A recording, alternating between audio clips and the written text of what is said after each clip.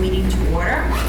And the first thing I'm going to do is ask for review and approval of the minutes from Wednesday, June 5th, 2009. Are there any comments, questions? Move to approve. Okay. Second. All those in favor? Thank you.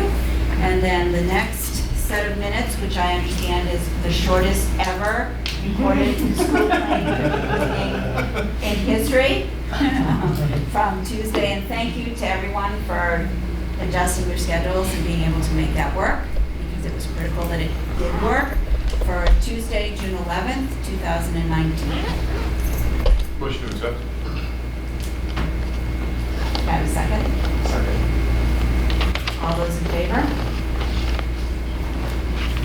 Okay, with that said, I want to move, I'm going to pass the baton and just turn it over to the project team to bring us up to date.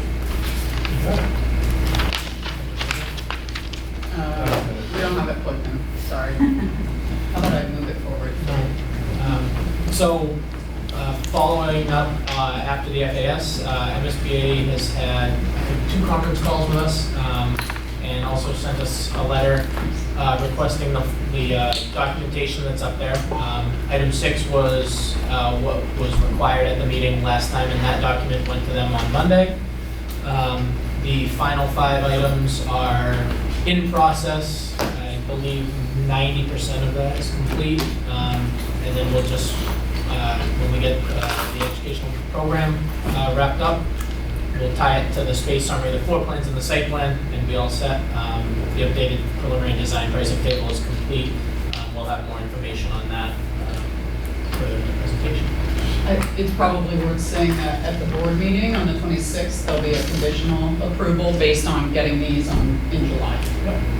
So we would be looking at a board action letter with conditional approval, and then a board action letter once these are received and reviewed.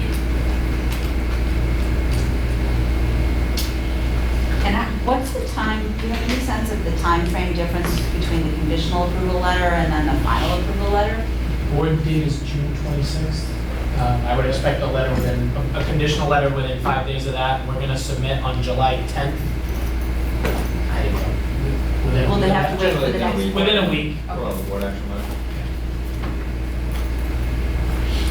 The second one may not be a board action letter. The board will not met by then, so it might be a staff letter. It must be a staff generated letter. Good, all right. Moving on to design update. So from a design standpoint tonight, I'm going to show the revised plan and some minor modifications that we've made to it, talk through some massing, which is basically what the building will look like in a 3rd dimension, speak to some of the design highlights that we've been getting excited about and developing, and then lastly, some materials. And nothing needs to be decided tonight, nothing needs to be selected, it's just for your info, okay? So I don't want anyone to think like you need to make any decisions. It's really just presenting. There's gonna be a lot of information, including durability and cost and all of these things. It's really just so you can start to absorb and think about some of these things and not so much make a decision. And any feedback we get, we'll make revisions for the next meeting and start to show more. If there are materials you want to see sort of put onto the building, then we'll show that at the next meeting. So I just wanted to preface all of this so that you don't think you're in a place where you need to make any decisions tonight. So I guess I'll stand. The plan. You have all seen this and shown as a revision to the DW4. Moving forward, we're really just calling it a schematic design plan. We kind of moved past the options, if you will, that were all presented in the PDP and PSR. This is the plan moving forward, and it will look very familiar to you. We've got the 3 classroom wings. One thing we did, I'm losing track of time, but I think it's since the last meeting, is put the pre-K down in the lower wing. And this is kindergarten with integrated SPED and also kindergarten with integrated SPED. Central admin is still being shown as a red block. We started to break that down and we'll meet with administrators to talk through some of that. But worth noting that the central spine is in and about the same. We've got the stage still that opens up to the gymnasium and one of the cafeterias. We've got the kitchen and the smaller cafeteria with the community room off of it. One thing we have done is combined the two administrations from the previous plan into one larger admin suite. I don't even know if anyone picked up on that last time. We showed one above the other, assuming one might be 1, 2, and the other pre-K and K. It's worth noting that some of the feedback we got from the leadership was to look at combining those. So, in doing so, we took this wing and slid it over a little bit. We've got administration and nurse with some receiving here. And the idea is that there'd be this corner entry. If anyone remembers, I'm sorry I didn't put the site plan on here, I probably should have. This is the drop-off, the car drop-off, and the bus up Plan North. And the idea is that there's a central front entry off of both of those so that all the students come in, this is all open, despite it being yellow and white shown as circulation. There are no walls around this cafeteria, so it's big open space that will be welcoming. All the students come in by the administration. They have views out to both the car drop as well as the bus drop in this direction. And all of these, it's hard to see, but there's a line here, a line here, small lines Like here. a dotted line, right? There's a dotted line, yeah. And it's just worth noting, I want you to remember that as I get deeper into the presentation. Those are what we're sort of calling the pre-K and K porches, and I'm going to talk through some of that in a moment, but I just wanted to point out where they were. The idea is that all of these classrooms have direct access to the outdoors and access to these porches, if you will. So I guess a better way, a different way to say it would be they share access to outside. Yes. Yeah. yeah, so through the corridor that we've been discussing in this journey that we're taking them on, there's a shared access, so anyone can use that. So I'll get into that a little further with some images. John, can I ask a question? Yes, absolutely. Why did you move the pre-K down front? It originally was there, then we moved it the last time back, not up there. Now Up it's back here, down when here. we talked about pre-K drop being here, when we Okay. combined the administration, I think the idea, correct me if I'm wrong, was that the pre-K drop would be part of the car drop, so Okay. that it may be a closer proximity. Now, it's a fairly easy swap as far as square footage. If you take those classrooms plus the sped, you have 8 pre-K classrooms, so that can be a further discussion, but it was more for access because now the pre-Ks are not using the bus drop, is my understanding. They're going to use the car drop, and that it's a closer Okay. connection. That was the thinking behind it. And the bus drop kids for 1 and 2 would come in are coming in that main entrance or where you are now? It could be either, and Okay. we're still discussing it. So Okay. it's really a administrative staffing thing. So will you have staff here that will let students come in and go directly upstairs or Yeah. into these wings versus everyone funneling through one door? Yeah. So there are options. 2 other things on the pre-K. One of the thoughts was on changing what is used as pre-K drop was because there still may be half-day sessions, so wanting to close off that bus loop. You're right, okay, I remember that conversation. Another thing was that on the site, wherever pre-K goes, central admin should not be, so that we can have age level play right outside of those Right. rooms. And there's a bit of space there. on the site plan directly here that could be accessed through that stair. So we can further talk about it, but that was the thinking behind the swap. How far is the main entrance from where the buses drop off? The length of the gym, 100 feet. 100. And we have a really early view of sort of this corner looking at that, so you'll get a kind of a visual of what that could look like or start to look like deeper into the presentation. So I heard Yeah, 100 feet Oh, yeah. or Well, I did it today, so it may not be exactly what you're thinking. The one that was sent to us is Yeah. very Yes, exciting. okay. I changed it a little bit, so hopefully for the better and not the worse. So you'll like it better. Were you gonna say something, Bob? I was gonna say, actually, it might be just a little bit more than 100 feet. It's about 4 classrooms. Okay. Like, you know, maybe. From here to here. Yeah.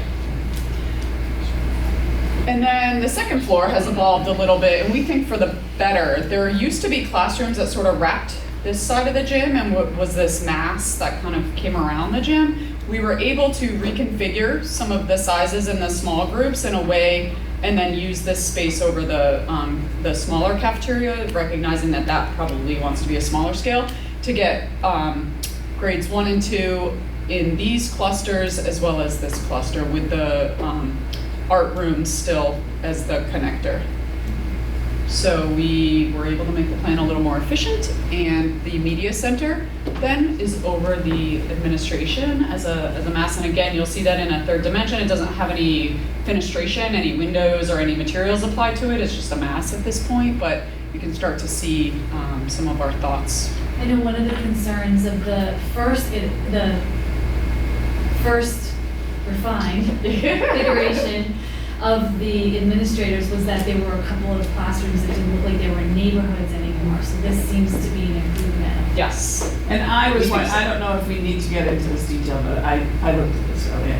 Those 2 classrooms in the middle at the bottom of the thing, those were the only 2 concerning, but not in a cluster. No, I would actually say we'll probably evolve that more, and I would say those 2 plus the 2 on either side would create a 4-room cluster, so it's up to us now to make that feel like a neighborhood. Okay, Yep. so what I was thinking was, as we move into a new building and there's opportunity to do things differently, we have one looping class at Parkview right now. In the past, we've had multi-age classrooms. If we did have spaces that really weren't in the neighborhood, are those spaces we could think differently about what we offer for kids. So I was thinking that would be a perfect spot for 2 classrooms. I'd put a breakout space in between it and have those be either a looping class, a multi-age class, some alternative to that traditional what we do now. Yep. And that might span Yes. between these multiple. I mean, I hope clusters. there'll be more places we could do, Yeah. think differently as we move into this space, but that's what I immediately thought of when I saw that together. Great. So back to the porches, which is why I wanted to point them out and where they were. Just in some of our plan development and jogging the corridor, so they're not these straight shots, but more about the journey that we're gonna take these students through, recognizing that the youngest learners, maybe on a nice day or a day like today where, they can go outside and they can be part of the natural environment and have learning at a scaled level, so these will be covered porches, if you will, but open air. So, imagine something that's at grade that students can, whether they're playing, whether they're learning. In this case, there's a rock wall and a chalkboard. It doesn't have to be that, but if you can start to imagine what, getting some of these active 4 and 5-year-olds outside and, learning through play, this is a great environment to do so. And with jogging the building and part of our thinking about the roof line is breaking down that scale, and I'll show you that in the massing.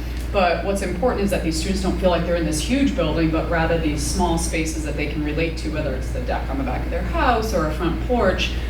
We want the youngest learners to feel comfortable in their environment and connected to nature. So these are really just examples of, pulling some easels out and letting kids draw what they're seeing, or letting them, ride bicycles or tricycles through some of these, just to sort of get the energy out on a nice day. And even if it's not a nice day, it's covered. So as long as they have proper attire, it's a space in which it's an extension of learning.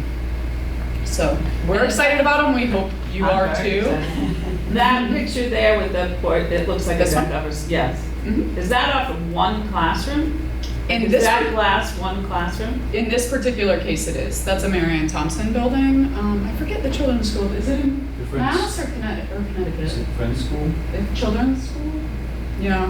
In this case, it's one classroom. They have high ceilings in this particular school. It's all exposed. But these are little pods, so you can see. But in that case, it's one. So ours would be longer and sort of trapezoidal, but still covered, but lower. So this is probably 18 to 20 feet in the air. Ours is shown at 10, so I'll show you that in the massing, but it's more of a scaled environment for them to feel comfortable, because most of them are probably 4 feet tall. So from a massing standpoint, and recognize that the site plan is the older one with the older massing, so some of it, just so you know, we're working with what the previous site plan massing had done, but we've since revised it. I'm going to walk you through, this is one of those porches. This is an overhang around the gymnasium. This would be the front entry, and this is the media center over, again, sort of this covered walkway, and again, a journey and experience as students are both dropped from a car or from a bus and enter into the front entrance. I just realized, sorry, Yeah. that bus loop can move closer, so it's actually going to shorten Yep. some of the distance, and then that'll allow the playground space to be more Closer. adjacent to the building rather than on the other side of the field. Yeah, so part of what we were able to do was tighten this and some of the just refinements that we've made. So the site plan will tighten up as well, which is what Bob's saying, that this can be even closer to the building. So these are the classroom wings on the south. This is the wing on the north, so pre-K. You're kind of turned around from the plan, so I'm trying to make sure that those that have a harder time reading massing and drawings understand. So this is the wing that we changed to be pre-K, and this is that space on the site that I alluded to. These would be the K with 1, 2 above them. And this is just a nod to there's going to be rooftop units and things on the roof that are essential to the function of the building. And this is directly over the mechanical room on the second floor, so there's likely to be something there. So we're just starting to show that. And the plantings and everything will all change, but it's just a first look. This is from the south. So again, you can see the site plan is outdated. We sort of, in our refinements, we're able to tighten that up a bit and pull this in. This is the smaller cafeteria. This is the pre-K wing. This is one of the K wings, and both of these are the K wings. You can see central admin right here, single story. It's pretty close. She's gonna end up refining how this drive works, but that is a downside to it. It gets really tight on the site there. But then all of this is available for outdoor play and outdoor classroom for both the kindergarten and 1, 2 if they come down the stairs and connect to it. And you can see the bus drop, car drop, and then existing park view footprint, and then outdoor structured play in the fields. Any questions? This is just like basic massing, right? There's no fenestration. We're only starting to show some of the canopies and the scale that we're trying to break down. This is what we imagine the view from the fields to be. And again, you can see that we're trying to break down the scale a little bit with this covered entry, this journey around what is the gymnasium and the media center, with the main entrance being here. This would be administration. This could be a connection to the gym. We spoke when we met with the user groups. Maybe there's an ability to see out to this space or use this space for a circuit or something from a PE standpoint, and being able to use some of that covered space for instruction on nice days. And then this is one of the kindergarten wings. The front porch, if you will, gets cut off, but the idea is that it's at the same level as the entry canopy. You can see these are true to scale students. This is, an adult's parents. So I know it doesn't show a lot as far as materials and fenestration, but it starts to show what the massing, and you can see that it's different. The gym is a little taller than the media center, and there's some flexibility there, which is a little bit taller than the 2-story classroom wing. Okay, any questions on massing or heights or anything? Okay. A little bit about materials. Some of what we look for in exterior materials: durability, cost, maintenance, life cycle. These are all considerations. That doesn't mean, again, hi, how are you, Debbie? Welcome. I was giving a preface earlier saying no decisions are being made tonight. Everything that we're presenting is basically for information and food for thought and digestible costs and considerations as we talk about materials.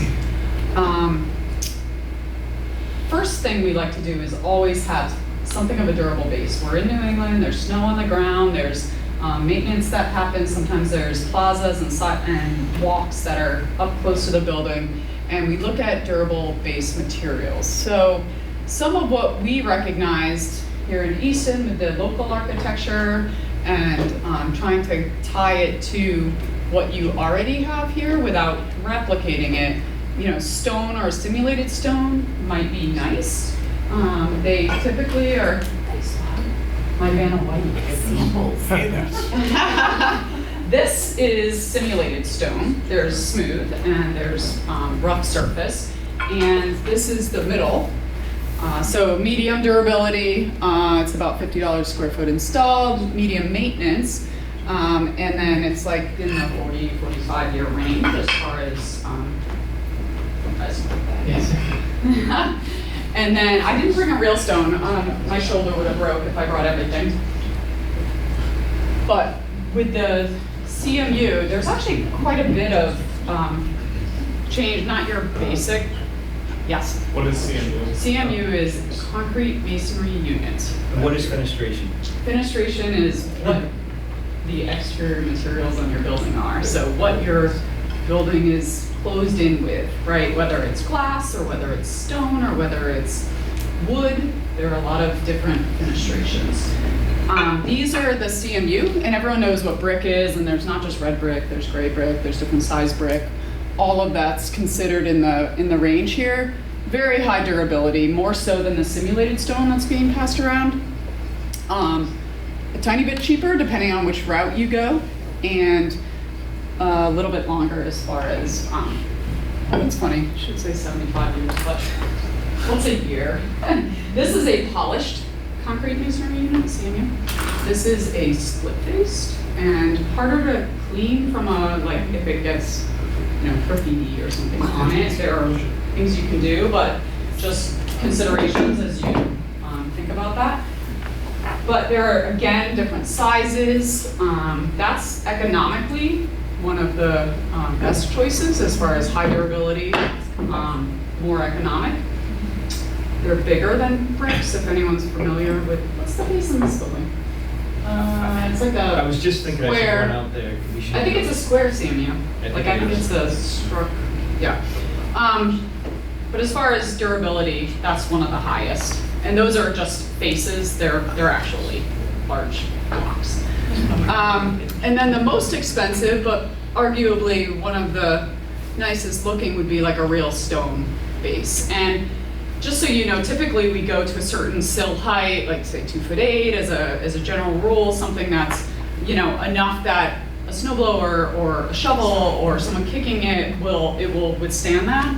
In the case of some of these, we're looking at a little bit lower because of the sheer size of the youngest students at the lowest level.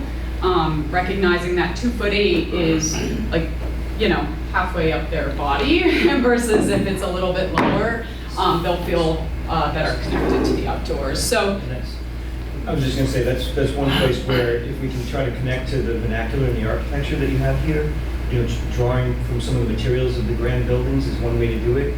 But in a lot of the most of the Richardsonian buildings, the rustic base is pretty tall, and that's maybe the opposite of what we want to do for the scale. yeah, So we think we can introduce it, but then make it more appropriate. right. So it may be, and that may be a way to be able to afford something more than the most economical, in that maybe it's a little bit lower than we otherwise might do. So again, just food for thought, and sort of taking into account durability, maintenance, life cycle, etc. You could combine them too. You can, yeah. So it may be appropriate to have certain bases in one location, maybe the gym or the front entry has something, and then the classroom wings can do something else. There's a few different ways that I could imagine you may mix and match, meaning, you know, intentional change in materials. Thank you for that. Any questions on base? So this is how we break down the buildings, just so you know. Like, there's a base and then there's a facade, and a facade is something like you might touch, right? It's up higher.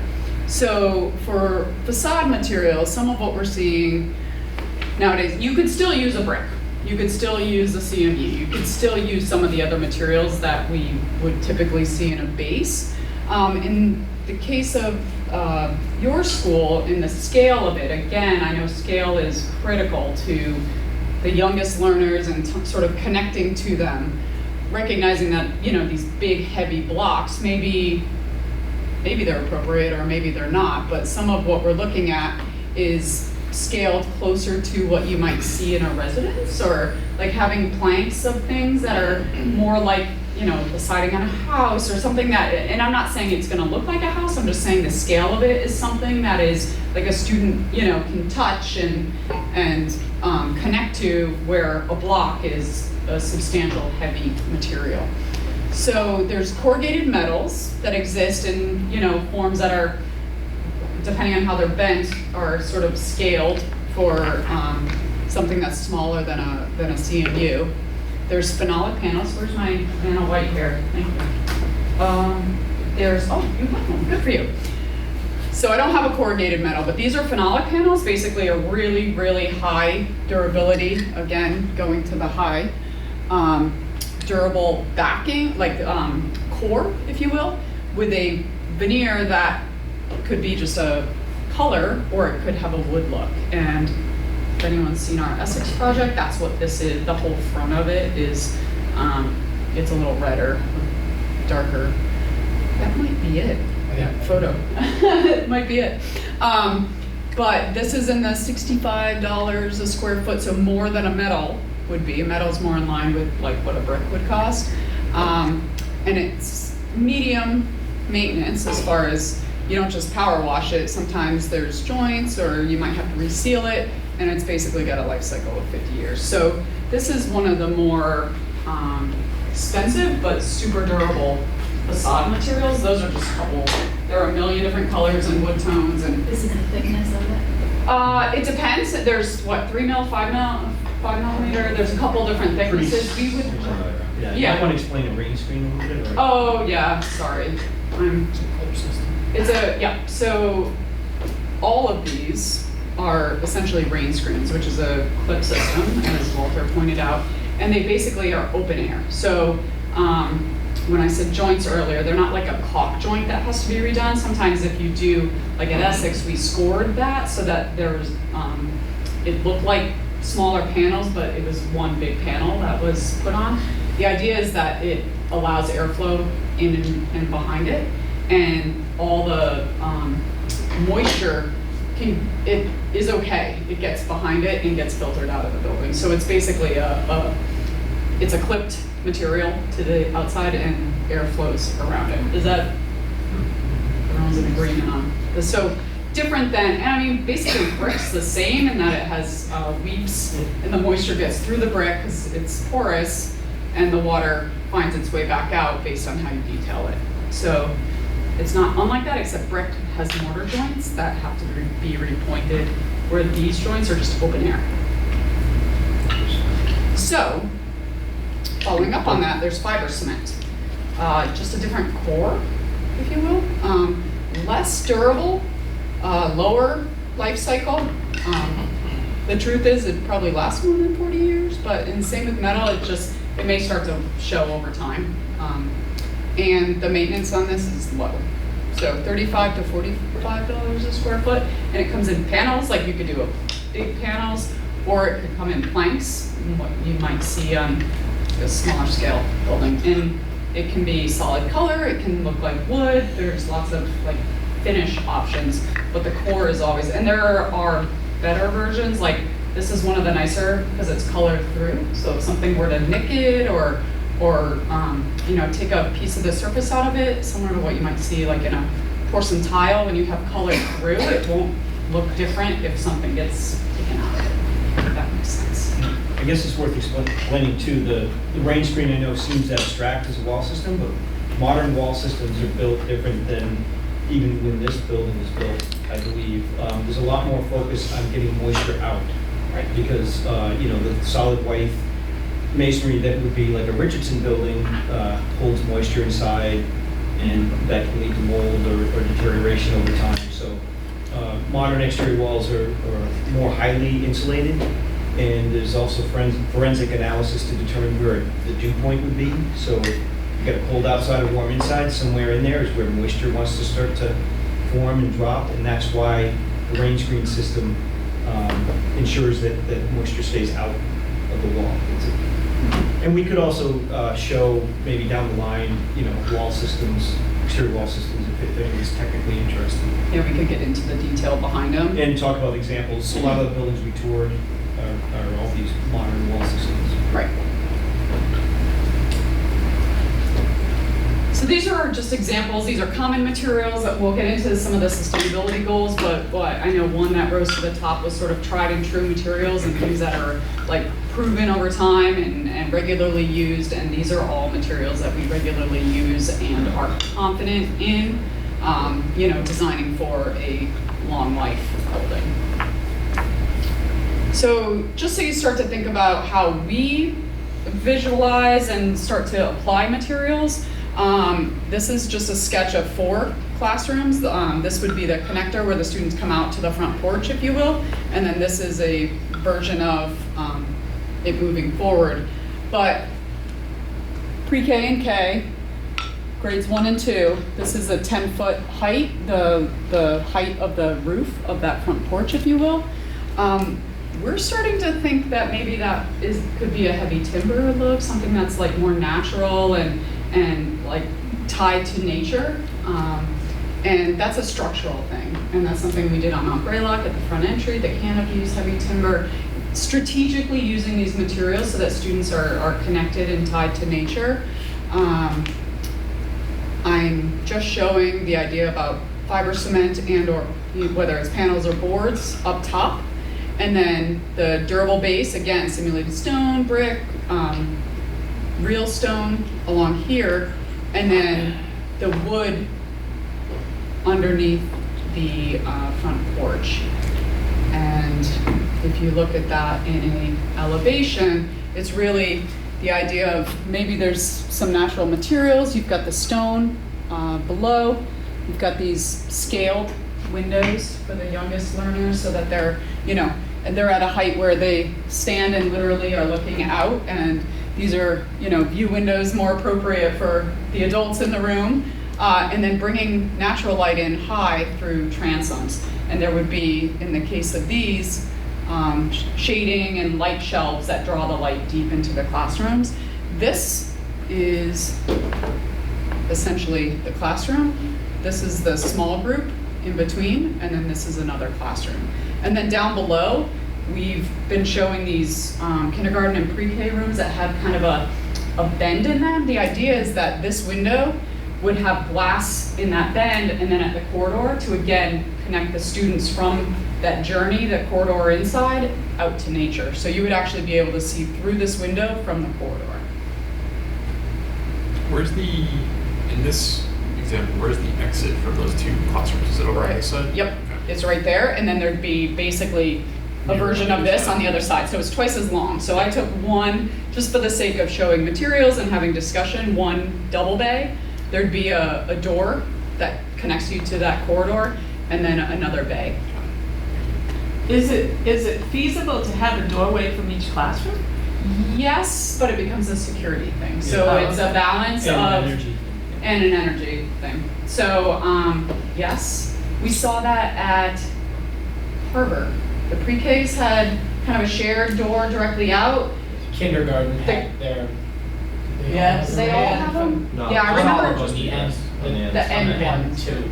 Yeah. And 2, pre and pre-K shared in between. Yeah, in the old days, I can't be that old, but I am, but we used to do direct kindergarten doors all the time out to play, right?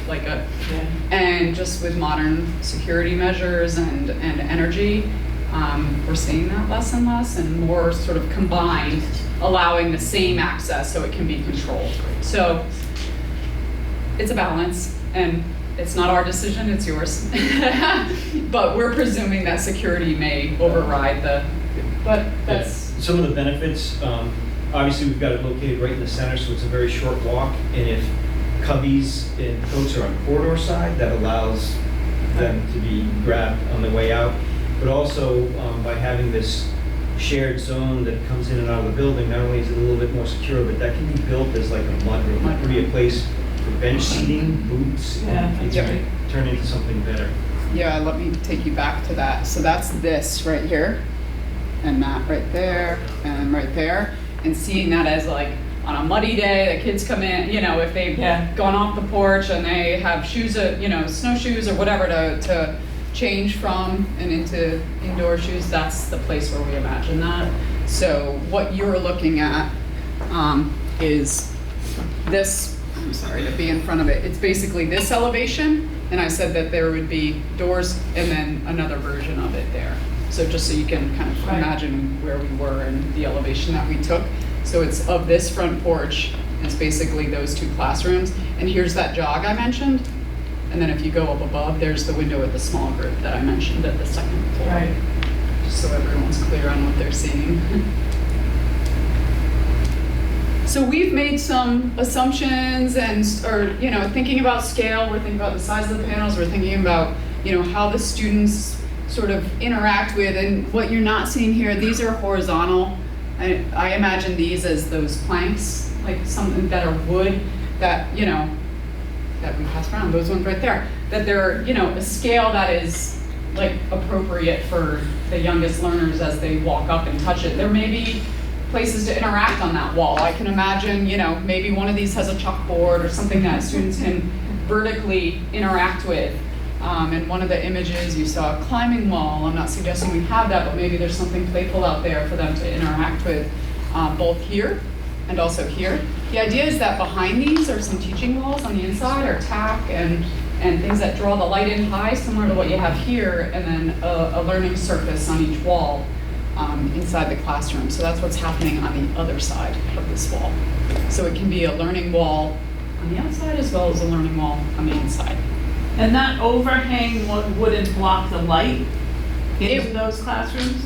It will block direct light, but it'll still have natural light. Does that make sense? So like you'll only, at this particular time, and I don't remember what time of day this was, but you can see the shadow line of it here because it's a trapezoid.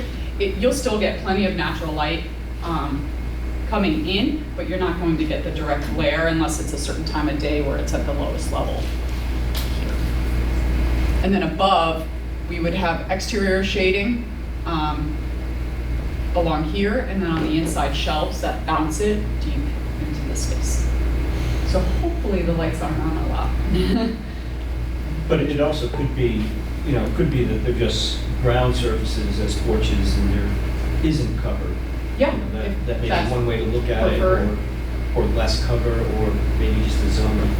So there's a lot of ways it can evolve. But we felt like the porches provided the scale that really had the students, and you can think back to the images that I showed, that are, it's not this big wide open space, it's a space that they Yeah, feel I think the comfortable. overhang helps, the coverage wise, I like it. Yeah, so, similar to. It defines the space for the kids too when they're out there. Right. There isn't that, it just seems wide open. They could just go run. Okay.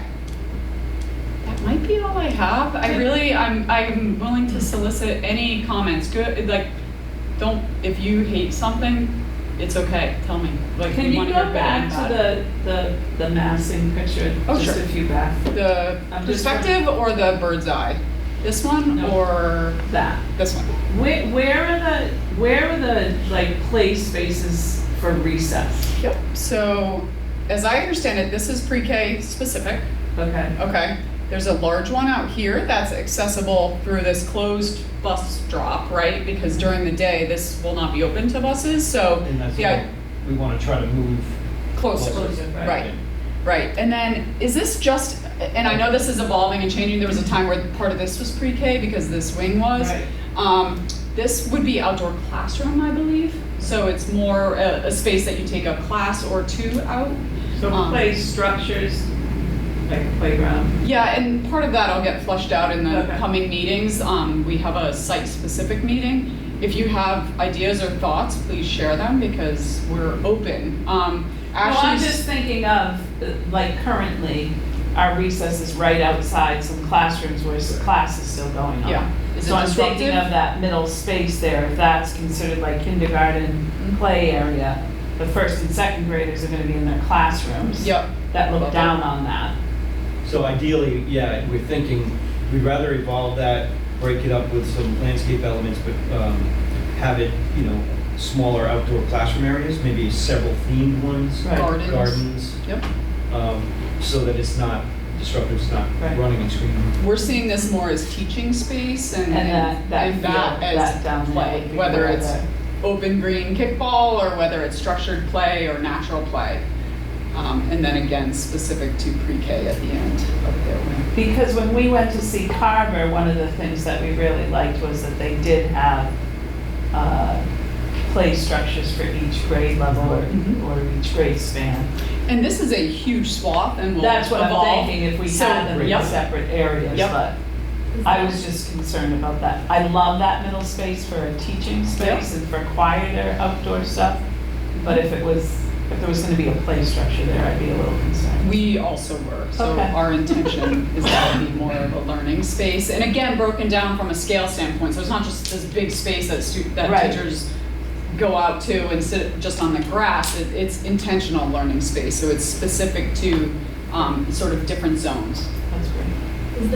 Is the blue circle at the very top, is that a play space also? Interesting, she has this identified as a different outdoor classroom, and that again may evolve because now there's not a lot of classroom wings directly accessed off of it.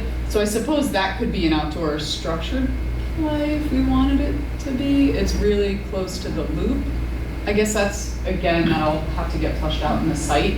But I think initially these were some of the outdoor classrooms, but we switched the pre-K, so this flopped, if that makes sense. Like those got reversed and the site plan has not caught up. She just got it from us Friday or Monday, so. Any other questions? You mentioned gardens, that Yeah. sort of that intentional learning area. Is there still, or has there still been discussions about like the rooftop aspect of that? Rooftop? Rooftop aspect of like gardens or growing spaces on the roof? Because I know it's something that was talked about a while ago. Yeah. Yeah, there could be, I was gonna say, usually we try to pick a place where it can also be seen, not just, going up to the highest, roof and walking out on it. And on the upper roof, reserving that for future photovoltaics or something is sometimes a consideration. But we can do it. In this case, there's a number of places we could. I mean, is it gardening, like kids going out, or is it green roof for the sake of sustainability and being able to look at it? And because I could imagine some of these porches and even the entry cover, and we've done this in the past where the entry canopies are sort of green from a sustainability standpoint, and you can see them from above, and you can see that it looks more like grass than a white Sure. roof, right? Yeah, that was part of the conversation. I mean, we had this was a while back. We had that part. I wasn't sure if it was something that was still being discussed. Yeah, so I was thinking more of like the Jacobs, Right. garden. mhm. Is that The something bigger that could be space. accessible from the second floor, like above central admin space? Yeah, that would be at the end of one classroom wing if we can Down pick the something hall. more I wonder if something central. off of here, off of those art rooms, might be more appropriate. Yeah, we could turn the shape of the music room so they pop out more and create a Create roof it, there. That would yeah. be in a shared zone. And maybe with the art rooms flanking it, so but turn that into. Yeah. Because that connection to the art maker, sort of creativity connection, and then making it a little more central to Bob's point, rather than being out on it. And also, you hate to design it in if this is in question also, because it's possible that piece may, Are you thinking of the space like at Jacob School that kind of opened up to the outside? yeah. Well, the actual outside Right. space, not Okay. necessarily the Yeah. maker space, yeah. Yeah, it's like a learning extension Yeah. to the makerspace, which in their case included raised bed gardens, and like a weather And weather station. station. and- Yeah, so Right. that's what I was thinking. Yeah, so, yeah, that's a great point, and I think, this is probably a better location, more central, and the connection to the art, pair of classrooms may be more appropriate. Well, for- about the calf, does the calf have to be 2 stories high? Is that purposeful? The CAF is, do you mean this CAF 2 Yeah. or CAF 1? Either one. Well, CAF 1 is only 1 story. We have classrooms above it now. Okay. I mentioned that from a scale standpoint, So it then I felt right meant to CAF only have two. that. So then CAF 2, it would be It would have to be here. 1.5 stories. Yeah. Yeah, It's a little, it's interior, so you'd almost be creating a bowl, if you will, or.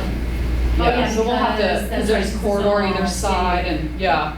So, That's but why let us look at it. That's, Yeah. it's a great point, and I think there's, possibilities and promise with that, yeah. Is this a second entrance on both of them? This sort of where the Along here? Yeah, the red arrow right there. Yep, this is car queue for the drop, like bringing off of Spooner. There would be an entry here directly out from the CAF 1 space, but also to the community room, Oh, that's which the is community there. piece, okay. Yeah, so I Yep. think the idea was that you could potentially have that as a space that could have direct access. Got So I don't think it'll be a big grand entry, but there will be a Sure. exterior connection there. And obviously plenty of glass and natural light out of the cafeteria. Anything else? Any materials likes, dislikes? Do you want us to keep going down a road of, like, so I'm thinking for the next meeting, in an ideal world, we might have some options to show you if there were preferences that you had or combinations you wanted to see. We'll obviously take on more of the building as far as, showing it rendered and in a third dimension with fenestration. So- And I don't know how you would address this. My question obviously is, to a certain extent, although I don't want price to drive this only, Mhm. because obviously there seems like durability and maintenance and all of that, but I have no idea how much a square foot cost difference affects the bottom line price of a building. And so I don't know if there's any way as you move forward To quantify it? quantify, not exactly, but just to give a sense of if you chose this versus this, it could save you X amount of dollars.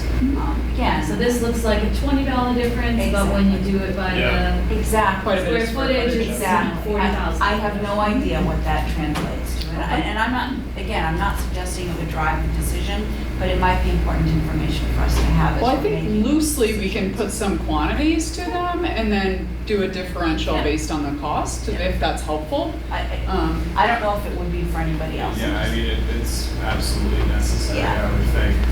Yeah. Because it seems like there's a correlation between a lot of these materials that are the cheapest per square footage are also listed as high durability Right. and medium to low maintenance. So it would need to be a really compelling reason not to use it, I Right. would think. I agree. Um, But again, I don't know if it's a huge cost difference or it depends on the square footage and how much is getting used and all of that. Sure. I can tell you that these will have the highest square footage as far as select cost Yep. and sheer quantity. Yep. Because it's a good part of the upper floor and about 50% of the lower floor, depending on which direction you go. And then the base is, we talked about that being somewhat lower than we might typically see, so that quantity would be smaller. But we can put some, pick a range or pick a amount that we feel we're comfortable saying it's approximately this much. You should know that what's not one of these materials will be glass and quite important to the overall look and feel of the building, right?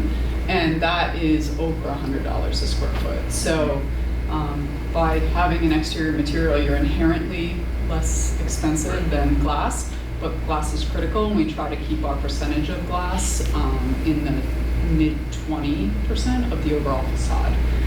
Recognizing that we're being strategic about where we're putting it and getting the most value out of the natural light that we're providing, and then finishing the rest of the building with something that's durable, easy to maintain, and looks nice.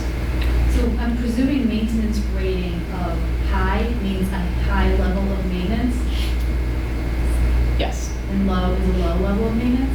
Yep. I'm pretty sure we can get rid of the highs. And that's over life, right? Yeah, over the life of it. So, yep, so here's what, it tells you under it what it needs. So this needs to be resealed. Corrugated metal, the way that it comes together, often it has exposed fasteners and it has joints that seal it. Yeah, so, Yeah. Good on that one. which is Motion fine, to it's just, we don't wanna dismiss things for you. So it's our job to present you with what we Absolutely. think makes sense and then let you guys, make those decisions. Phenolic is really only, because it has to be washed. It could, like the siding in your house, it starts to, collect dust and dirt and needs to be washed. So, I mean, I would say these are in a similar range, actually. Sorry. Can you go back one slide? Sure. I guess this might be sort of related to your question, which is from a overall cost piece. Mhm. The maintenance piece is the thing that I'm curious about from the standpoint of looking at if it's a $110 square foot and it's medium maintenance, it looks good, great, but the durability is super high. That's obviously all that consideration comes together. Do we have any idea what the costs? Probably not. But is there any way to sort of estimate what that maintenance cost starts to look like? This? Like, yeah, because if you look at like CMU, right? We're talking about power washing, relatively low cost, Mhm. right? Repointing, whatever it might be from the brick side, the resealing piece, that's a materials cost and then a labor cost. But if you go to the next one, I think this is more like oiling joints. What is that? Is that just labor and some material? That's really about, and that's just because there's so many options. That's in, if you decide to score it. Right. Yep, that will, over time, the core, the ones that have the black core, it will discolor, right? So oiling it brings it, almost like a natural wood, it brings Sure. out the richness and the color. So, do you have to do it? No. Right. Right? But, and same with repointing, at a certain point you start to get, like, and repointing doesn't happen right away. That's every third So year. it's a, but we're just recognizing that at some point there'll be a maintenance aspect to it. Do you have to wash any of these? No, but if you want to keep the life cycle of it, if you want to, basically maintain it, it's best to give it a wash every once in a while. So some of it's in the capability of maintenance. I wouldn't so much say that, I mean, tell me if I'm wrong, PMA, like putting a cost on it is probably harder because is it regular Wide variety of routine factors. maintenance or is it Right. like when you choose to do it because you have a failure of some Right. sort? So, In my opinion, and Dave's weighing on this too, I look at the life cycle cost as more important than the maintenance cost. Oh, yeah. Yeah. Especially if you get a high life cycle cost with MSBA participating, then a lower life cycle cost where we have to replace something. I lean towards that. Yeah. There's a value to that. right, like But the, maintenance is very subjective as far as it's harder to. what needs to get done and, You should be an apartment. So I don't know if that No, that does, yeah. clarify. I wasn't sure it was quantifiable. at That's all, sort of why we do it this way. It's because we just want you to know what's out there and what Sure. it might need. And I don't know if it's going to need it every 5 years or if it's going to need it every 50. It's hard to say. I mean, my house might need it every 5 years, but it's probably getting it every 50. So, It might be, I don't know how the committee feels, but I think looking at a combination of like a wood look versus a stone look, I don't know how anyone feels about what should the building look more like a stone building, more like a wood building? I mean, because the ones we have here now are all brick, basically all brick, right? So this is going to be radically different in a lot of ways, the exterior. So you want it to look woodish or stonish? Personally, and I'm not a designer, I like the fact that you're introducing the wood elements, because I think where a lot of the buildings we have so far kind of reflect the Richardson homes, the Richardson buildings. For me, the wood elements reflects back more to kind of the whole focus on landscape and open space and so for me, I like the wood. I mean, not to say that we wouldn't have any, obviously, because Right. it's mixed. Yep. I also think, the time in which some of the other buildings were built, there's a lot more understanding, knowledge, or even research about the value of like wood and how it connects to nature and what's the point of biophilic design, biophilia, where it actually helps reduce anxiety and stress. I think the more that's learned over time too, it starts to suggest maybe, it's worth doing things different. Like, you're gonna try to pull color from the middle school and this school into that, for example, or you're gonna make that radically different. Color? Yeah, that's a good question. Like Actually, palette? that expands the conversation too. At some point, we need conversations around the individual schools and their themes and their colors too. And how do we propose a new? Was your question on the interior or the exterior? I think it was exterior related to the Yeah, a palette campus. of- I'm yeah. just wandering off in that Yeah. direction too. Yeah. I mean, I think that was part of the idea that no color decisions really need to be made at this point, recognizing that with the exception of, even stone has a huge range. I was gonna say with the exception of stone, but all of these have a huge range. There's beiges, there's reds, there's grays, there's, anything with the exception maybe of patinated copper.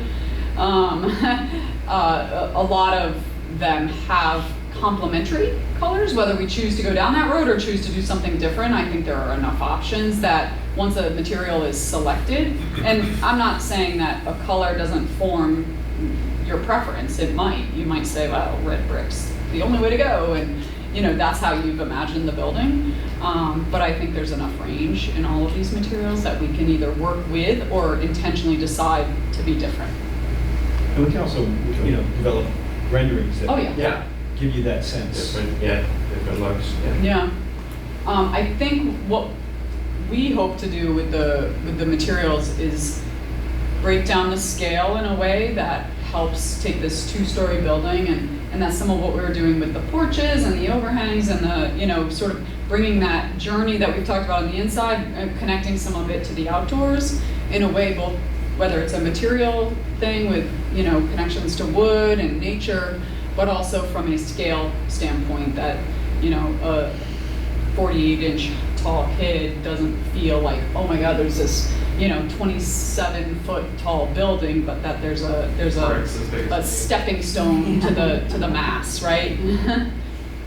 So that's from a material standpoint. What's for me important, I want you to get the most for your money. So from a durability and a maintenance standpoint, to recognize what's important for the town of Easton, and then we can work with combinations of them and different colors and everything from a variety of renderings to decide upon what we think the best overall look will be.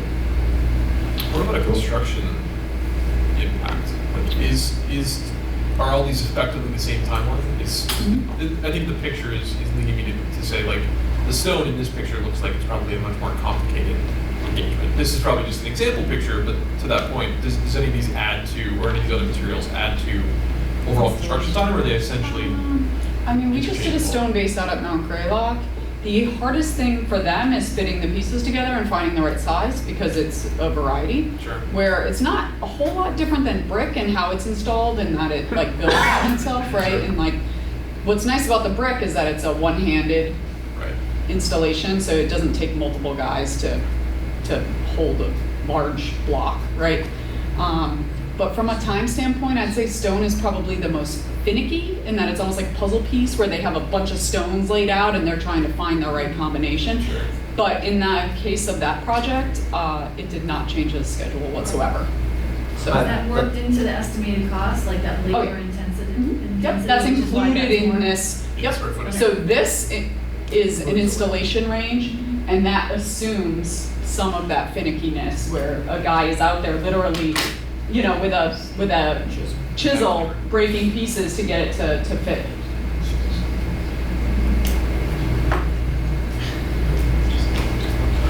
Is it, I hate to only look at money, but is it safe to assume that if you just went for the value, do you end up with buildings that are like really smart in looking, or even if you're using the more value conscious materials, can you kind of pick and choose from the different options to have a building with character?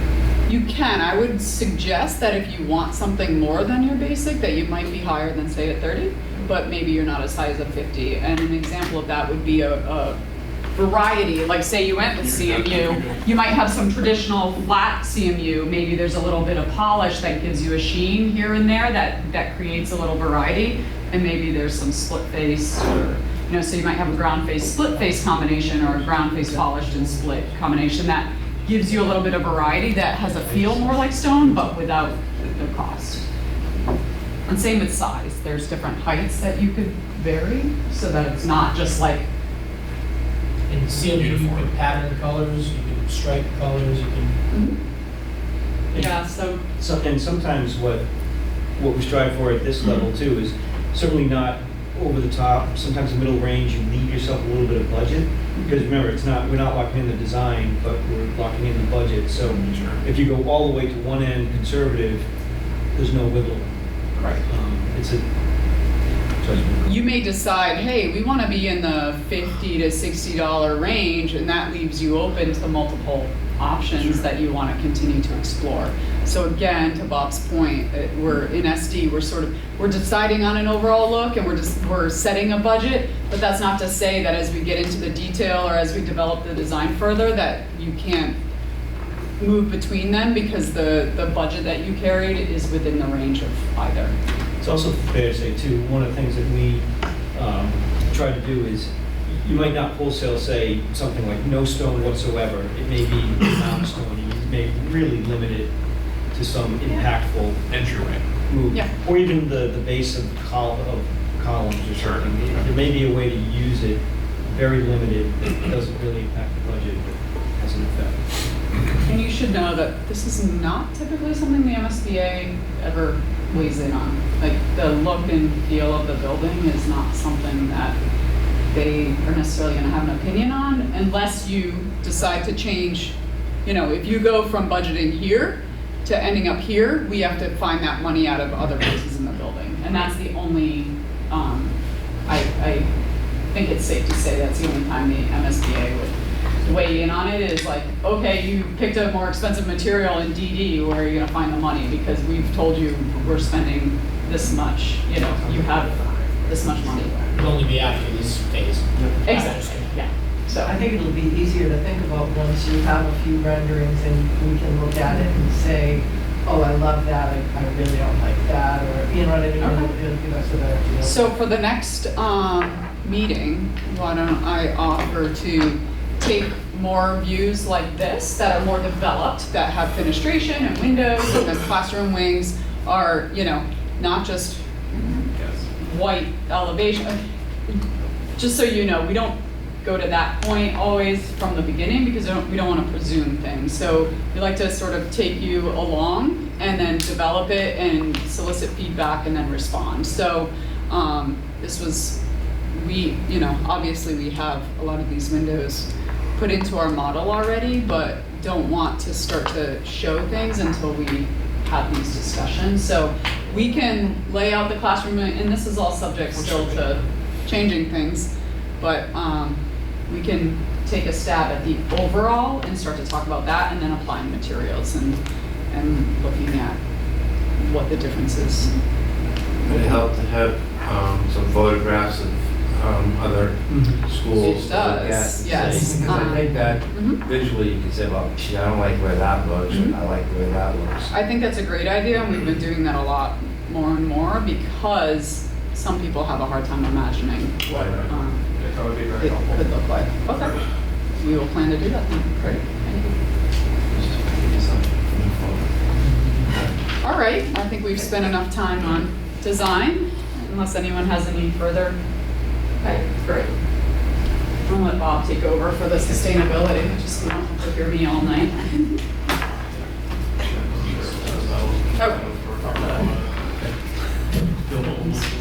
Okay, so I think most of you actually were in attendance, but we had our sustainability consultant, Thornton Tomasetti, a person by the name of Vamshi Guji, led the sustainability charrette, and it was a little bit of an overview of the project, and then Vamshi shared with us sustainable categories and ideas and kind of put everything in perspective.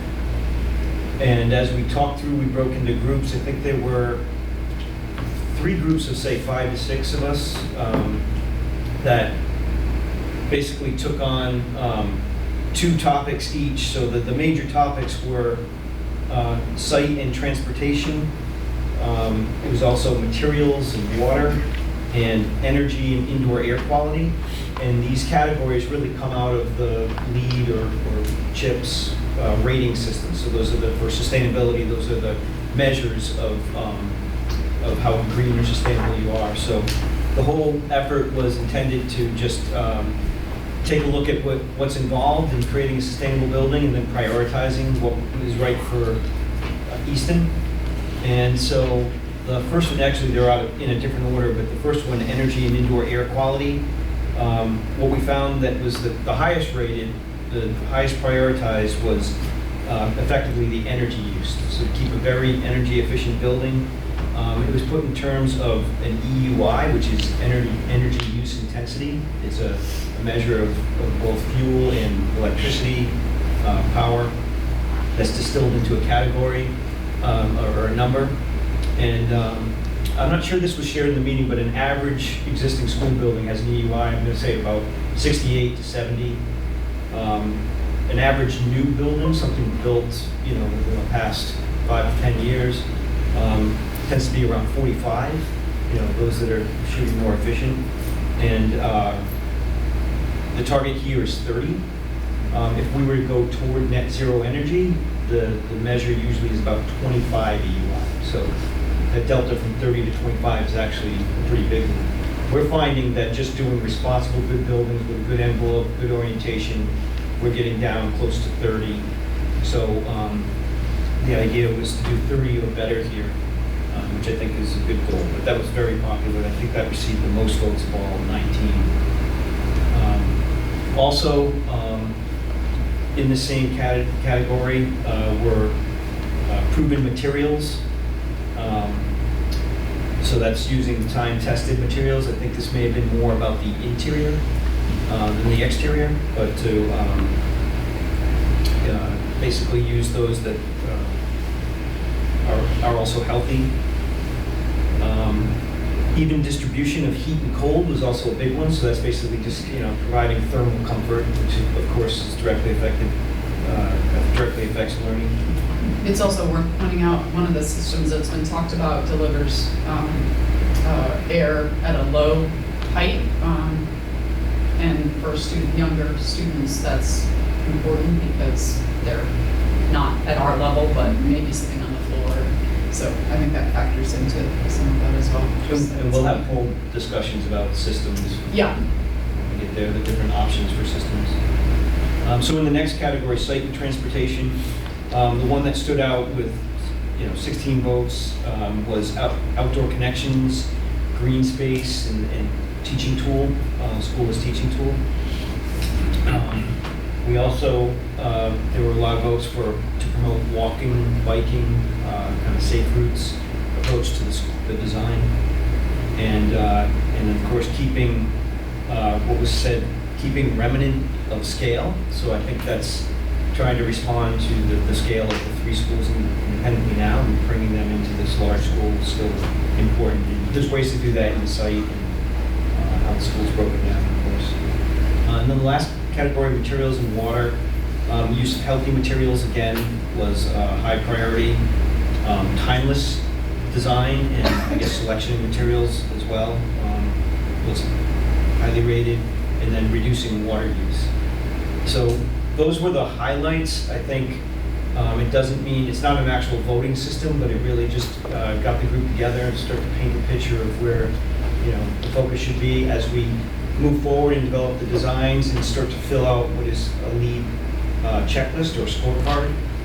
We'll be building off of a lot of what we heard and focusing the attention. But he'll also come back to this group repeatedly and talk about what that means. So at some point, as we look at the number one category, energy use, there are trade-offs. We want to make sure we hit the sweet spot where it makes sense. Life cycle costs will be part of that. You don't want to insulate beyond a point of diminishing returns. So there'll be a lot more detail provided behind each one of these as we go forward. Any questions? On the EUI piece, you spoke to this a little earlier about the potential, like a later stage solar array, for instance. Is that delta between 30 and 25 so significant that would be like a point difference, or is there additional sort of materials and building structure pieces that need to go into to make that push towards the net zero much more significant? We'll be doing energy modeling, and it depends on the school. High school is very different than elementary schools. A lot of times, the mechanical systems, it used to be actually lighting was one of the biggest drivers in energy use, and now with LED, it's much less of a factor. The systems are usually a big deal on that, as well as kitchen equipment are one of the larger drivers. I'm sorry, I might not be answering the question. So it was more along the lines of, you're in the ballpark. I don't think my question was worded that well. Essentially, that you said the difference between 30 to 25, that true net zero option, is a significant delta, even more so than like 30 to 35, right? That sort of that last stage of getting It's to not that true- linear. It's it's a direct increase. Yeah. If you were to add later stage things like solar arrays or anything like that, is that something that can get it closer to net zero in the future, or is it a true design sort of manufactured status that you have to start now to get to that net zero, no matter what you do? So the point to get toward a 25 is to then provide clean energy sources such as solar. Usually if you get down to 25, you can make up the rest of the energy use by putting solar panels on the roof. So that's where it lands around 25. So much of it depends on the shape of the building, Sure. The size. So that's not an exact number, but that's kind of the point where you can offset it. Got it. Thank you. I was only gonna add that in order to get to net zero, you have to have an energy source, right? I mean, Yeah. I mean, so, Treadmill desks. Got it. And there's a lot of things that can, looking for the creative ways that we can downsize systems, and that starts with the envelope. Right. You can save money on the size of the mechanical system and use less energy, and that starts getting you closer. Sometimes geothermal or other things are built into a project to sort of temper the temperature of water naturally, so you're not using as much equipment to heat. I think your point of diminishing return sort of speaks to that as well, is that like if you're looking at, here's the insulation goal that we have that's going to then determine this amount of sustainability, et cetera. When we push towards 25, here's the scale that then rises. What's the offset? Does that make sense? So I guess the way you'll see this very visibly is we'll start doing energy models, or sustainability consultant will do that, and he'll provide a list. We'll have a baseline, like what would be a typical building that meets code right now, how does that perform, and then the design that we'll be proposing that maybe has enhancements, how does that perform, and then there'll be a list of what they call ECMs, energy conserving measures, and that will be adding an inch of insulation, doing triple pane glass windows. It'll be a whole host of things, adding solar shading or other things around the building. So we'll see these, and we'll see how much do they cost up front, how much energy do they save, what's the life cycle benefit of those, and that will also help us, maybe an achievable range to shoot higher at great value energy efficiency. those models will make some of the decision-making easier as we move forward. Right now, it's about priorities and what we want to aim for, and then as we start to look at the detail of it, that will literally give you data to look at and be able to make better decisions, where to spend money and where not to, because the payback is not there.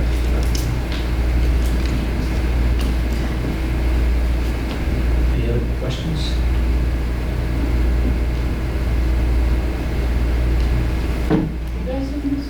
Yeah. So one of the requests that came from the MSBA was the revised design pricing table. This isn't the design pricing table, but it's a little more what Easton will be interested in. Perkins had their estimator take a look at the refined plan, came back with a revised number, and PMA took that number and inputted it into a Form 3011 standard MSBA project.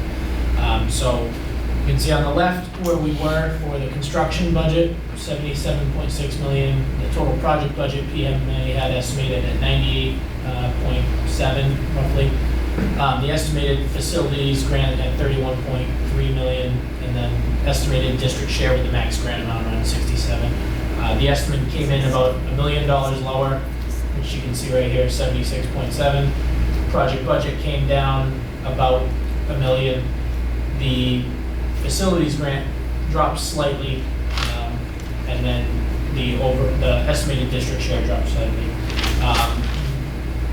One thing PMA did not do in this, because this is not finalized yet, is update the square footage reimbursement. So these both right now include 115,000 square feet of eligible space, and they also include only the one single point for maintenance. Easton is now getting 1.67. So it's another 0.67%. We have a live document right here where we've taken 140,000 square feet as eligible and added that 1.67 in. Let Chad tell you where we are. So the additional maintenance point alone going from 1 to 1.67 pulls the district share number from 66.3 million down to 65.9 million.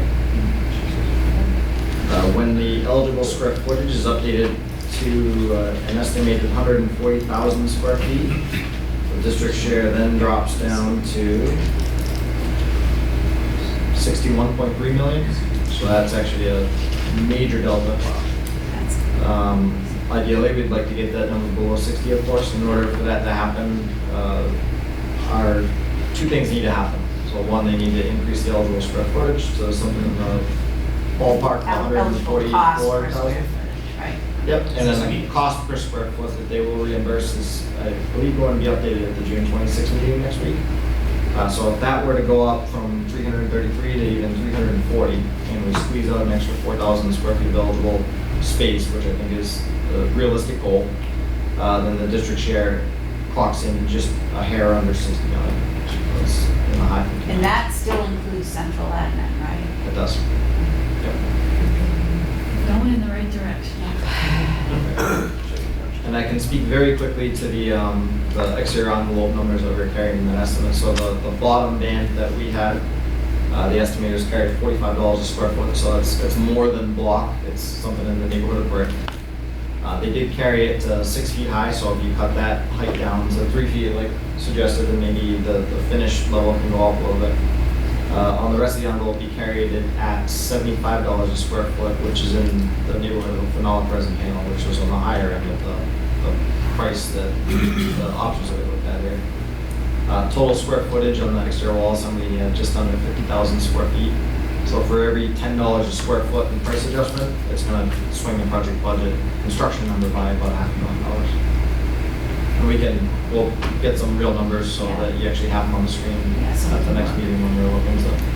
So 2,000 square feet is the number that we will be looking at those unit costs for exterior materials. Right. So it's quite significant. Yep. Yeah, and out of that, roughly 20% is the base material and 80% is the envelope material, and that's subject to change, of course, if we shrink the base. That's exclusive of windows. Right. Yeah, just so everyone's clear. So that is just the facade and base material, excluding the amount of windows that we carry.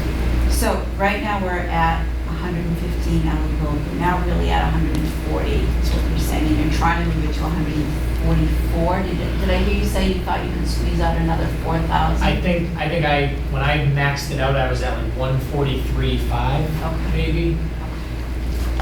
But that doesn't mean we can't ask for more, Right. push for more. So if we stay at 140, we're still, Yep. So I mean, we don't know what the eligible cost per square foot is going to go to next week. It goes from 333 to 345. I mean, it has almost $1 million swing in the district's favor. So And that we number should next know week that is in a couple of weeks. We should know Wednesday. Yeah, next Wednesday. And it's all based on, that reimbursement rate is based on, what are they based on? The base rate? The square foot. Oh, it's on revenue coming in from their various sources, and they're also looking at market conditions, so they're funded by 1% of 6% sales tax, and so they have a pool of money, and as that pool grows, they put some back into the projects to offset some of the increased escalation costs. So you said it's gone up every year, right? Has it, or every For the past- couple of years, and it's due? Does it go up $12 typically, or? It varies. It went from 287 to 299 to 312 to 326 to 333. So the last one was only $7, but it has jumped up double Yeah, that. More than that. It's not, but it's not based anywhere on construction costs. No, he said it's based on Sales tax revenue, revenue. and then in conjunction with looking at market conditions of what construction is costing. Oh, so they adjust based on some aspect of that, but it's more what the pool of money is. Exactly. It's a balance. It's supply and demand, right? There's Sure. no shortage of applicants to get into the program, so yeah. When does that number get fixed? Final, like, set at the end of this, It's the calendar year when we Oh, you execute mean- the project scope and budget with the MSBA. I'm not sure which one. Which Is number that do you mean, our Ken? number or the MSBA's fixed number? When does that fit, the MSBA cost per foot get, per square foot get? Adjusted, Well, it gets adjusted, say annually, but when is it fixed for our, Locked in. for us? For our Locked in for us? It's the year that you get your project scope and budget approval from the So this- MSBA board. So we're looking at October 30th, so we'd be locked in at So this year's rate. at the number that comes out this June is pretty much what we're gonna, is what we get. Yep. It's our goal. Actually, increase the other year. Doing that up. Especially the rate that he's going up. Okay, keep going, sorry. Hey, I know. Yep. so. Well, just the fact that we're close to that 60 million is good news. So we'll go over a little bit of a schedule update. Again, the standard, that hasn't changed at all. That hasn't changed at all. We've adjusted some of the SBC dates. I know we can't see this. It's on the next slide. It's on the next slide, that's why. Did you guys take it out? No, it's Not intentionally. Yeah. That might be One more? the next one, the next The next one? Ah, yeah, we got. Yeah. Okay. So I believe right now our school planning committee meetings are scheduled for July 10th, July 31st, and August 21st. Yep, August 21st is a change from the last time we met. We had initially thought August 7th, speaking with the estimators and the various design sub-consultants. August 21st is a much more viable date. It gets us a more dependable number. It also works out fine with the MSBA submission. The caveat being that that meeting on the 21st is a critical decision meeting. That is the do or die date for central administration. That's also our last opportunity to make any major scope adjustments to the project. So we're saying that we're gonna move our August 7th meeting, we had scheduled it for August 7th, we're gonna move it to August 21st. So we won't need a meeting on the 7th. I need to confirm that, we're asking people to change, not add. Can everyone make August 21st? No. I'm not voting, so. I can't commit. No idea. I need to just make sure we're gonna have a quorum. Yep. Are there I any? mean, ideally, we would have good attendance, and that's Yeah. gonna be very hard at that time of year, but that's gonna be an important, so I don't know that. Can you move a week? So you're putting it out to the 21st because you're not gonna have info yet? We won't have the estimates back until, So the estimates are due on Wednesday, the 14th. Then we have an all-day reconciliation meeting on Monday, the 19th. And at that reconciliation meeting, we'll run through the scoping sheet and have them tag values to each major scope item, so. So you the committee you understands. functionally can't do it until the 20th or The 21st. Estimators couldn't get it any earlier. That was a push. It's 26 too late. So 20th is significantly even worse. It's a week before I think that would. What? your day. So we have to I'm just being provide. realistic. People are going to take vacations. So we have a budget statement that is due to the MSBA by August 26th in order to stay on the board for October So it 30th. sounds like the 21st is no option. Well, it sounds like the 21st kind of has to be there. Right. Anytime between the 21st and the 25th. Unless it can, and I don't think later that week Big is, window.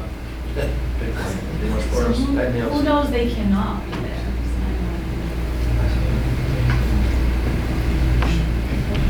Any other days that week or? No. No.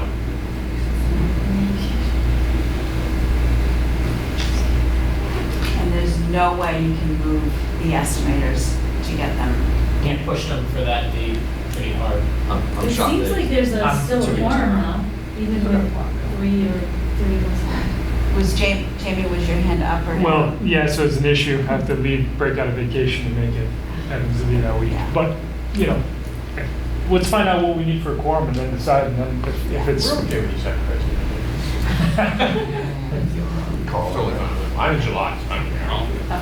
It's more important that we don't miss this date, It we all agree. absolutely is more So, important. so how many do we need? So I think we can have 3 people not here and still be okay. 3 voting. 3 voting people. So I can So which would be, yeah, I think we're gonna be okay. Who's not here tonight? Jackie's not here, she should be here. Billy's not here, he should be here. time of year she's offering. Well, we're gonna have to have people be here. Yeah. So Chad said that it does happen where they have call-in. Yeah, That's we've not, done that in other. that's not, Not here. folks in this Okay. town, we have not accepted. Just checking. I know that. Could we, before August 21st, accept that? Yeah. Just throw it out there. Okay. Then we're shooting for the 21st. Let me reach out to Jackie. Let me reach out to Billy. I know Connor can't be here. I know Alicia can't. No, be I here. can be here Oh, the you can? 21st. Oh, I'm sorry. I thought you think. said, okay, Ann can't. I don't. Okay, that's fine. If I have to be, I'll just call me an alternative. Okay. You want to just, should we send out one of those? Yep, I'm going to. Yeah.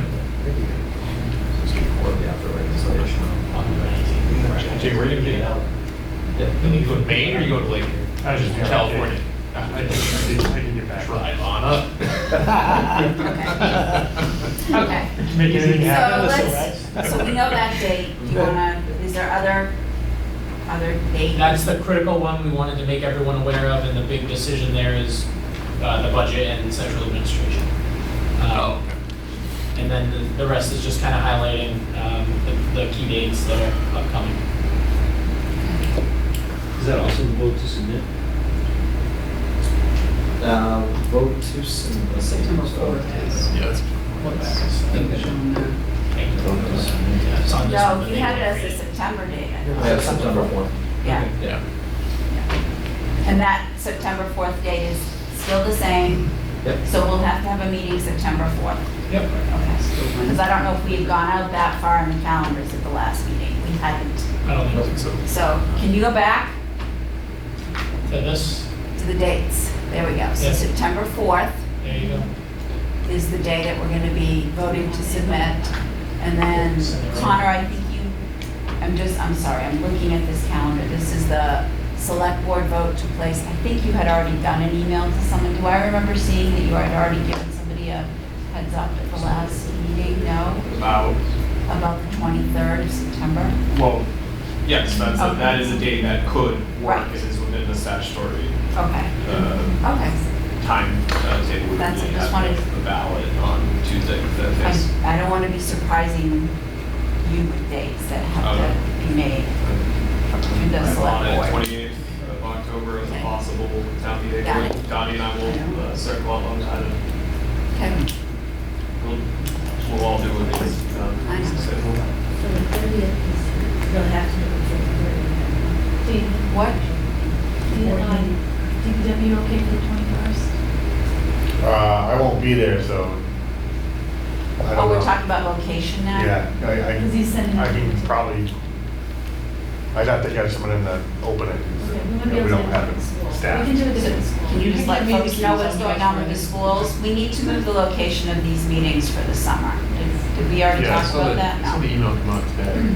Because the roof work is getting ready to start and then the floor for the We'll be done by the cafeteria. 21st, right? Yeah. I guess, yeah. That should be, It yeah. should Will be be fine done? for August. It will be done by the It should be, 21st? I mean, depending on weather, but I mean. Okay, well, let's set it for here then.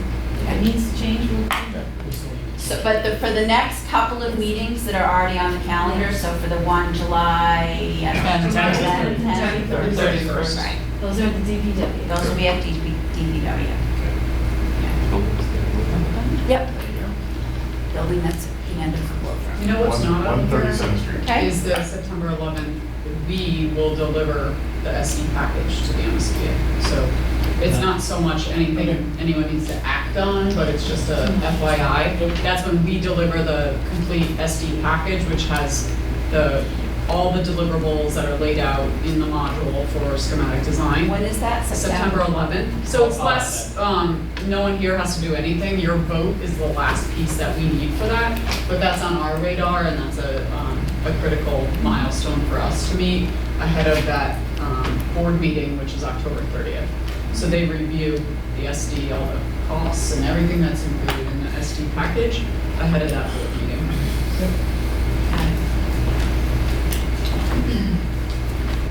Anything else in terms of scheduling and timelines? I think we're good. Talk to upcoming user Meetings. groups or schematic workshops. Yep.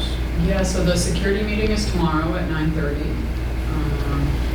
And we've got a site-specific meeting July 16th. Landscape play. Landscape play. That's the outdoor learning play meeting, Outdoor, right? yeah. That's the 16th. We Yep. just firmed that up. Yep. So July 16th. And then traffic Who's invited concepts. to that? To the landscape, The outdoor? yeah, outdoor learning and play. Who did we had a whole list. It was. Yeah, there was a list that included the NRT, Conservation Commission, nurses, and as well And they've as. all been invited? To No, July 16th? an invite has not gone out yet. Oh, So okay. part of what we're That's- sorting out was who might coordinate that, who our landscape architect will connect with versus the district. So urging that is going to. It should go out soon, like in the next day or so.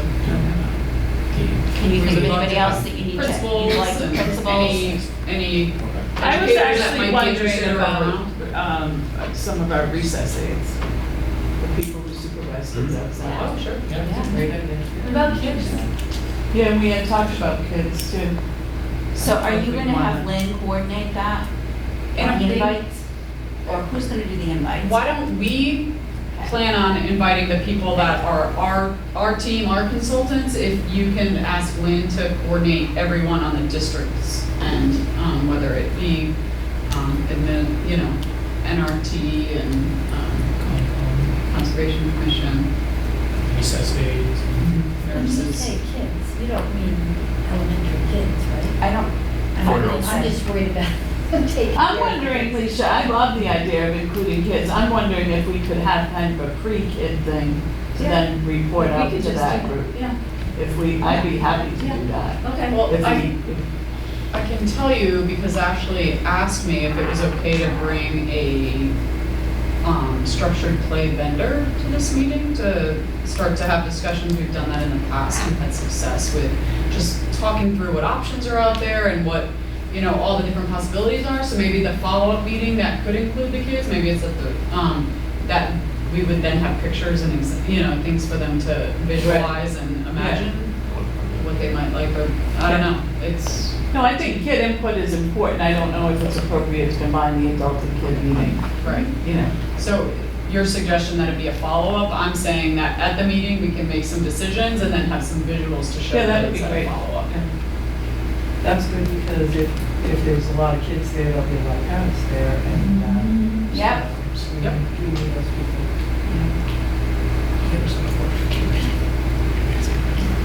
Okay.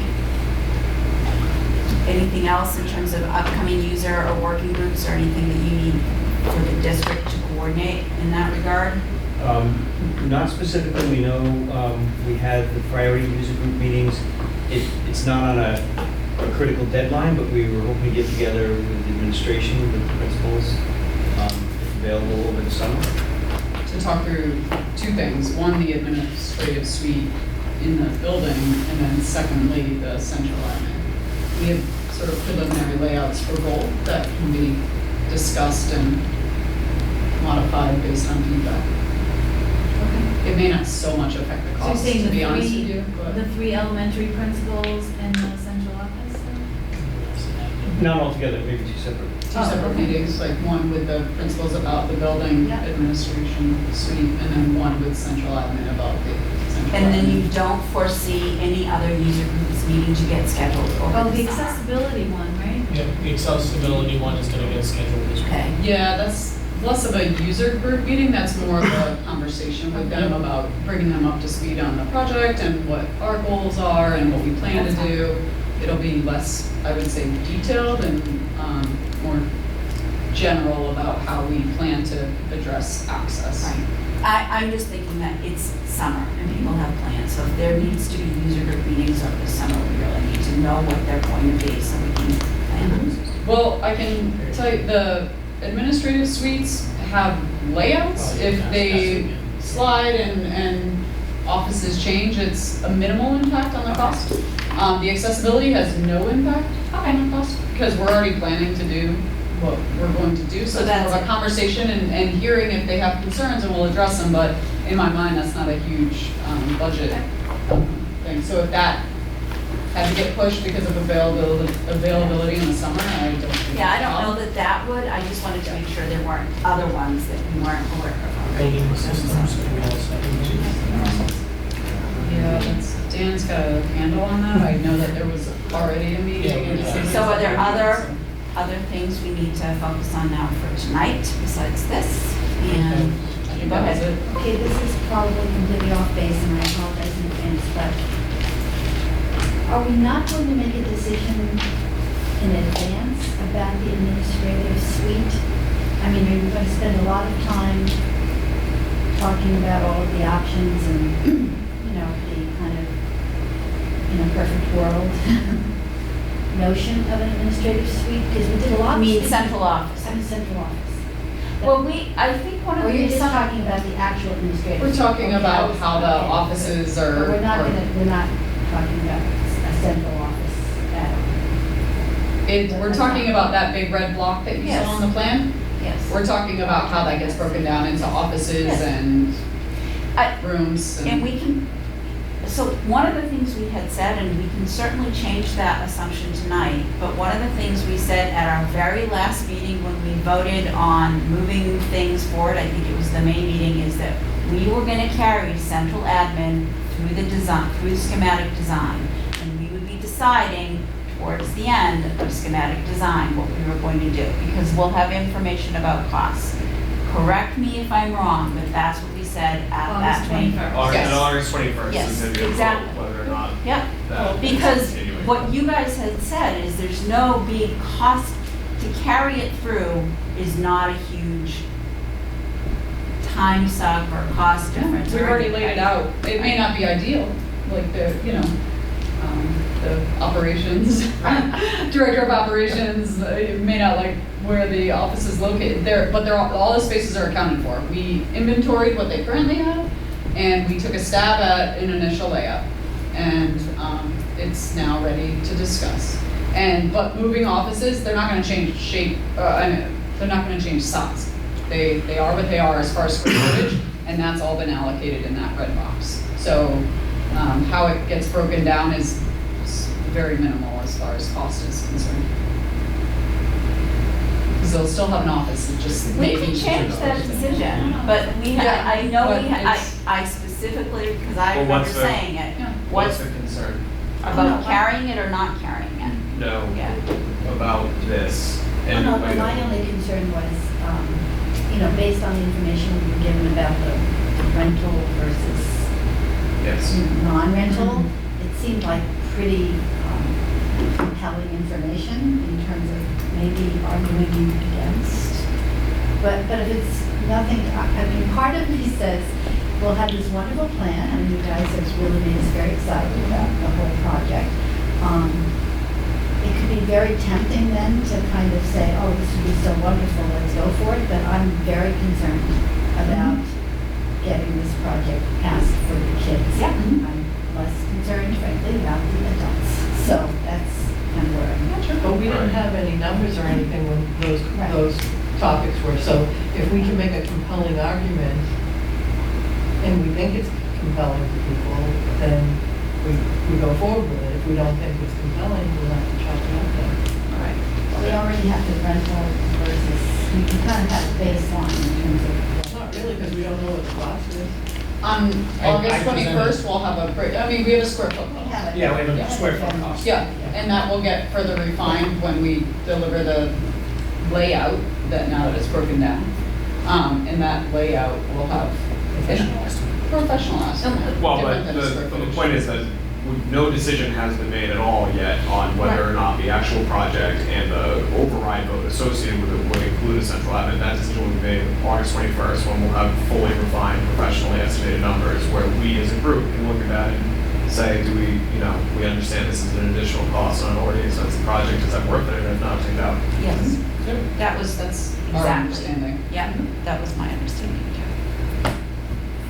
There are some presumptions too in the comparison that we did. For example, the presumption that we're staying in the building we are right now for the next however many years. Right. We have no idea who will own that building. We have no idea if we will be given a contract bid in that building even in 3 years. We don't know what the rent will be. I think based on a modest increase, it was like 35 years before we saw a savings. But I would expect this building to last more than 30 years. So I'm not advocating for or against, I just think it should be vetted because we got a lot of very concerned people who were pushing back on the fact that we were paying rent.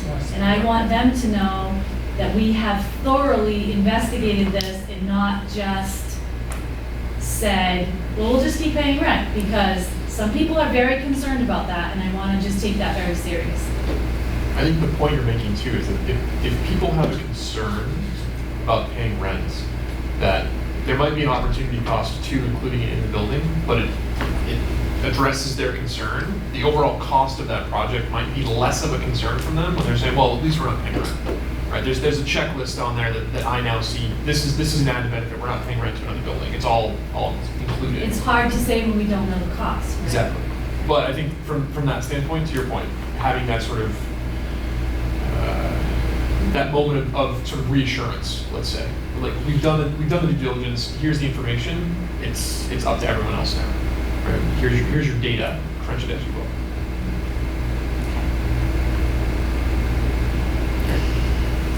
Any other questions or comments or things that we need to discuss tonight? So our next meeting is July, whatever day. Sorry. At DPW, at 6 o'clock. At DPW. Thank you. With that, I'm gonna take a motion to adjourn. So moved. Second? Second. All in favor?